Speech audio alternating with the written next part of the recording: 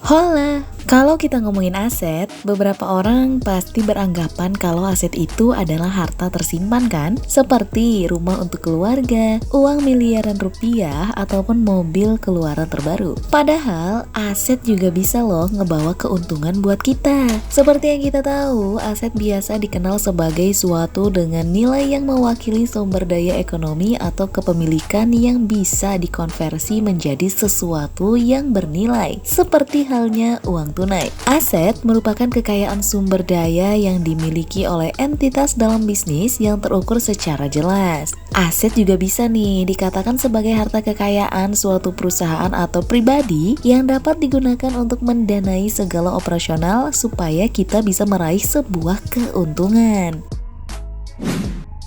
Nah, karena itu perlu nih buat kalian tahu apa aja aset yang bisa ngedorong kita buat dapetin kesuksesan finansial ataupun keuntungan. Apa aja ya aset yang aku maksud? Buruan cek di video kali ini ya. Obligasi.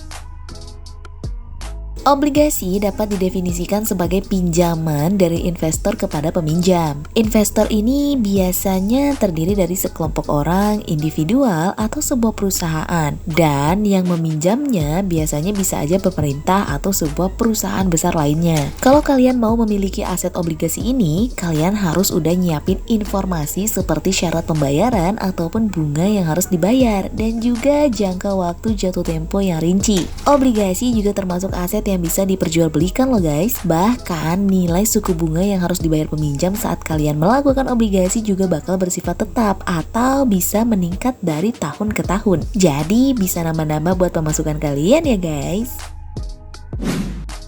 Saham. Aset yang kedua adalah saham. Kalian pasti udah gak asing ya dengan aset ini yang sering banget dibicarakan sama orang-orang sebagai aset yang menguntungkan. Bahkan sampai saat ini saham masih banyak loh peminatnya. Malahan pengusaha muda juga udah mulai tertarik buat menanam saham sebagai sebuah aset yang menguntungkan finansial mereka ke depannya. Eits, tapi ingat, saham juga ada ilmunya ya guys. Ada baiknya sebelum kalian terjun ke dunia saham, kalian pelajari dulu cara bermain sahamnya, cara mendapatkan keuntungan dan meminimalisir kerugian di saham biar nggak buntung ya guys. Perumahan. Aset selanjutnya adalah perumahan. Angkat tangan buat kalian yang udah mulai nyicil rumah atau udah mulai menabung buat beli rumah. Eits, tapi ternyata rumah bukan cuma harta tersimpan yang fungsinya hanya buat dipakai aja ya guys. Tapi rumah juga bisa loh jadi penambah pundi-pundi keuangan kalian. Gimana caranya? Jadi biasanya para investor atau orang sukses di luaran sana membeli rumah sebagai aset yang diperjualbelikan atau disewakan. Dengan begitu pemasukan tambahan bakal mengalir dari aset rumah kalian ini ya guys. Kolektor.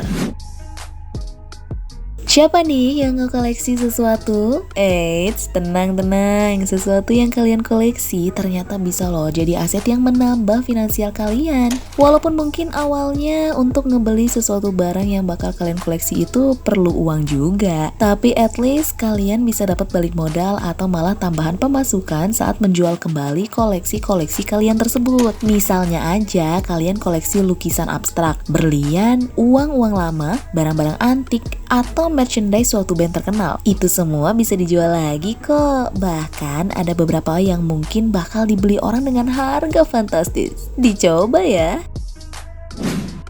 Nah, itu dia 4 aset yang bisa aja ngedorong kalian buat jadi makin besar finansialnya. Ada yang udah menerapkan tips aset ini? Coba komen ya. Oke lah, seperti biasa jangan lupa tidur ya.